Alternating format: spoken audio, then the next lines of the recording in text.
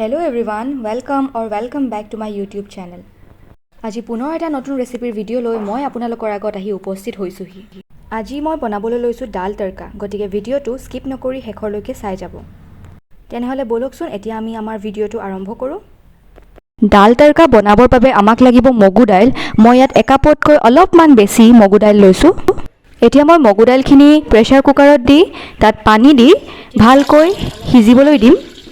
মন কৰিব যাতে আমাৰ এই দাইলখিনিত পানী জোখতকৈ কমো নহয় আৰু বেছিও নহয় যেন।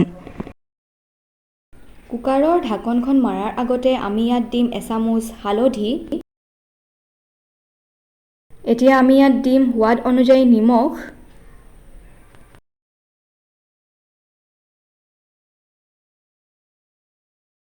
এতিয়া একেবাৰে শেষত আমি ইয়াত দিম দুচামুচ ৰিফাইন তেল। দি ভালকৈ গোটেইখিনি এবাৰ লৰাই আমি কুকাৰৰ ঢাকনিখন মাৰি গেছত বহুৱাই দিম।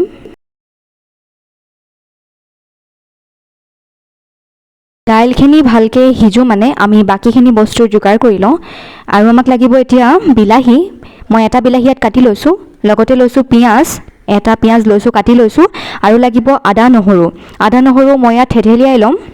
মছলাৰ ভিতৰত মই ইয়াত ব্যৱহাৰ কৰিছোঁ গৰম মছলা আৰু ধনিয়া পাউডাৰ। গৰম মছলা মই এভাৰেষ্টৰ ব্যৱহাৰ কৰিছোঁ আৰু ধনিয়া পাউডাৰ মই JMCৰ ব্যৱহাৰ কৰিছোঁ। এখন কেৰাহী গেছত গৰম হ'বলৈ দিলোঁ আৰু কেৰাহীখন অলপমান গৰম হ'লত মই তাত তেল দিলোঁ। কেৰাহীৰ তেল গৰম হ'লত মই ইয়াত দিছোঁ এতিয়া গোটা জিৰা,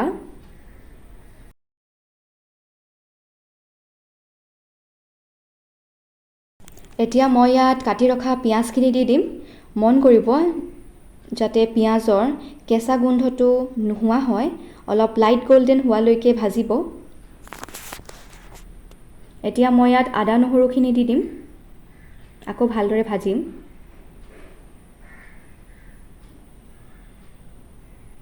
অলপমান ভাজাৰ পিছত মই ইয়াত দিম কাটি ৰখা বিলাহীখিনি।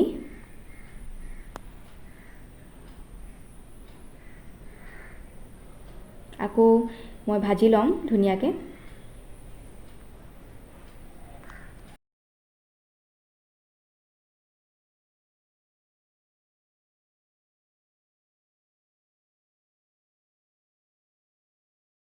এতিয়া মই ইয়াত দিম অলপমান নিমখ। আমাৰ আগতেও দাইলত নিমখ দিয়া আছিলে, গতিকে বেছি নিদিব, অলপমানহে দিছোঁ মই সেইকাৰণে। এতিয়া মই ইয়াত দাইলখিনি দি দিম লাহে লাহে, আৰু কণ্টিনিউৱাছলি মই লৰাইও থাকিম হেতাখনেৰে, নহ'লে জ্বলি যোৱাৰ চান্স থাকে। মই ইয়াত এতিয়া অলপমান পানী দিম। পানীৰ জোখটো আপোনালোকে নিজৰ মতে দিব। আপোনালোকে যদি ডাঠ দাইল খাই ভাল পায় তো ডাঠকৈ থ'ব, আৰু যদি পাতল কৰিব অলপ বিচাৰে তেনেহ'লে পানী দি দিব।